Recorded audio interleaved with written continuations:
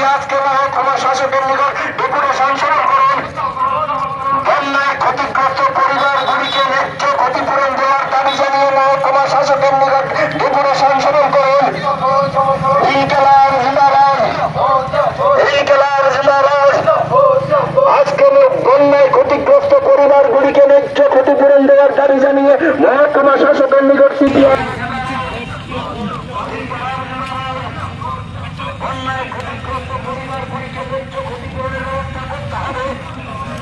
সরকারি ত্রাণ বন্টন নিয়ে দৌড়ানি বন্ধ করতে হবে।